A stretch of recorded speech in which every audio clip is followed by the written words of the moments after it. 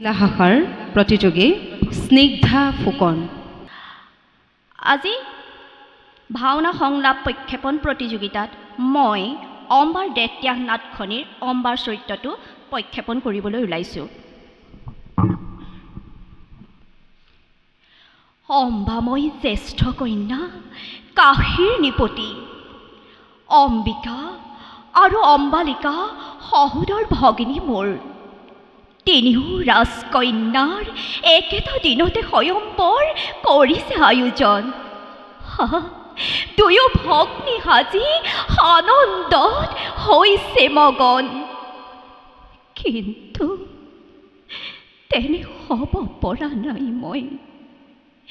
কল্পনাৰ ৰঙেৰে বোলাই আঁকিছিলোঁ এজনৰ জীৱন্ত মূৰ্তি।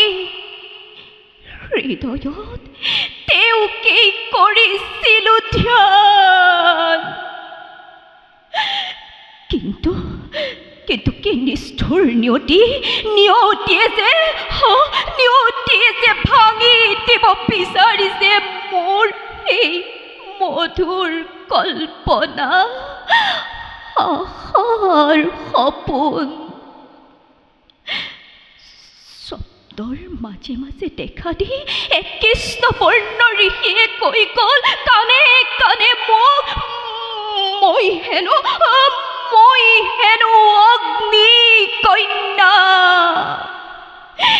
বিষ পত্নী জ্বলি আছে চকু মুখ সকলোতেই মোৰ। জানো মই শব্দ মোৰ কেতিয়াও ব্যৰ্থ হোৱা নাই। জানো মই শব্দ মোৰ কেতিয়াও ব্যৰ্থ হোৱা নাই। প্ৰীতা ক্ষমা কৰিবা কন্যাক তোমাৰ, তুমি মোৰ স্বৰ্গতকৈও শ্ৰেষ্ঠ। প্ৰীতা তুমি মোৰ স্বৰ্গতকৈও শ্ৰেষ্ঠ। যিদিনাই দেখিছিলোঁ মই ঋষিক সপোনে সেইদিন ধৰি জলাঞ্জলি দিলোঁ মই নাৰীত্ব নিজৰ। সেয়েহে প্ৰীতা নালাগে আয়ু জীৱ বিষ কন্যাৰ বিয়া।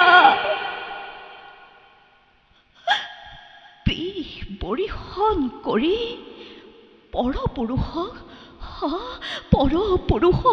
নোৱাৰিম ঢালি দিব বিষ বৰিশন।